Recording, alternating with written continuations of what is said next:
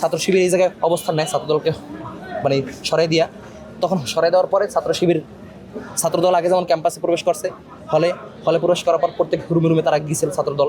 এর পরবর্তীতে শিবির এসে প্রত্যেক রুমে যায় এবং প্রত্যেক রুমে যাওয়ার পর তারা সব রুম ভাঙচুর করে। ছাত্র শিবির স্বাভাবিকভাবে তারা আধিপত্য বিরোধী মিছিল দেয় বা তারা তাদের মধ্যে মিছিল দেয়। একটা সময় গোটা ক্যাম্পাস মিছিল দেওয়ার পরবর্তী সময়ে তারা এই এলাকায় অবস্থান নেয় ছাত্রদল। এর পরবর্তীতে মোটামুটি কায়দায় ছাত্র শিবিরের সাথে তখন একটা প্রাথমিক পর্যায়ে একটা লড়াই হয়। এর পরবর্তীতে তারা এখানে অবস্থান নেওয়ার পর প্রায় 2:30 বা 3:45টার দিকে ছাত্র শিবির তারা পুরো জনশক্তি নিয়ে আসে। পরে তো একদম পুরা দুই পক্ষের মধ্যে মোটামুটি কায়দায় ভালোই হামলা হয় এবং লড়াই হয়। পরে ধাওয়াটাকে কে শুরু করে, এটার মূলত বিষয়টা হচ্ছে এমন, ছাত্রদল আগে ক্যাম্পাসে মিছিল দেয়, এরপর তারা অবস্থান করে। তখন ছাত্র শিবির স্বাভাবিকভাবে ছাত্র শিবিরের বিরুদ্ধে তাদের মিছিল ছিল, এই উপলক্ষে ছাত্র শিবিরে তাদের জনশক্তি নিয়ে আসে তাদেরকে। তারপরে এক পর্যায়ে ছাত্র শিবির এই জায়গায় অবস্থান নেয় ছাত্রদলকে মানে সরাই দিয়া, তখন সরাই দেওয়ার পরে ছাত্রদল আগে যেমন ক্যাম্পাসে প্রবেশ করছে, হলে প্রবেশ করার পর প্রত্যেক রুমে তারা গিয়েছিল ছাত্রদল। এর পরবর্তীতে শিবির এসে প্রত্যেক রুমে যায় এবং প্রত্যেক রুমে যাওয়ার পর তারা সব রুম ভাঙচুর করে। ছাত্রদল প্রত্যেক রুমে গিয়েছে, ছাত্র শিবির যারা ছিল তাদেরকে তারা সরাইছে, কিন্তু ছাত্র শিবির গিয়া প্রত্যেক রুম প্রায় অধিকাংশ রুম ভাঙচুর করে।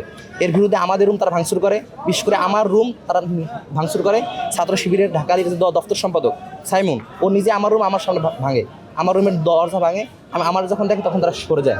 কিন্তু তারা সবচেয়ে খারাপটা বিষয় হচ্ছে যে হলের দরজাগুলো ভাঙা।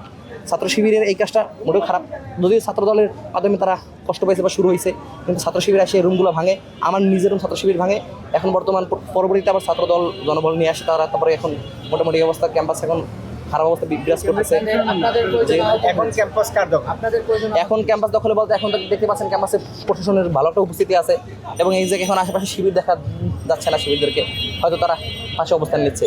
এখন ভবিষ্যতে কী হয় বোঝা যাচ্ছে না, কিন্তু সাধারণ ছাত্রের মধ্যে অনেক আহত হয়েছে।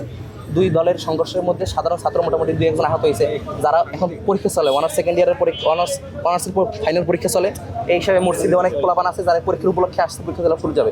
এর মধ্যে 2-1 জন আহত হয়েছে। এমনি কি এখন কি সাধারণ শিক্ষার্থীদের মধ্যে আতঙ্ক কাজ করছে কিনা, রাতে আরো বাড়তে পারে কিনা? তা তো অবশ্যই আতঙ্ক কাজ করতেছে। এখন হলে কোনো ছাত্র অবস্থান নেই এবং হলের অবস্থা মোটামুটি সব খারাপ। হলের দরজাগুলো ভাঙা, রুমগুলো ভাঙা, প্রত্যেকটা রুম ভাঙা। যেমন আমাদের রুমে আমাদের ল্যাপটপ ছিল, মোবাইল ছিল, ছাত্রদের যা থাকে, কিন্তু এখন রুমের দরজা ভাঙা, কোনো সিকিউরিটি নেই, না আছে বই খাতার সিকিউরিটি, না আছে ল্যাপটপ মোবাইলের সিকিউরিটি।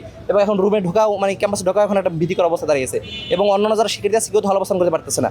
এবং এই পরিস্থিতি কতটা ভয়ানক হতে পারে আমরা এখন মতো আশাবাদী নেই।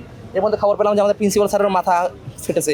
ভবিষ্যতে কী আমরা জানি না, যেখানে আমাদের প্রশাসনের অবস্থা সেখানে ছাত্ররা তো অবশ্যই ভীতিকর অবস্থায় আছে।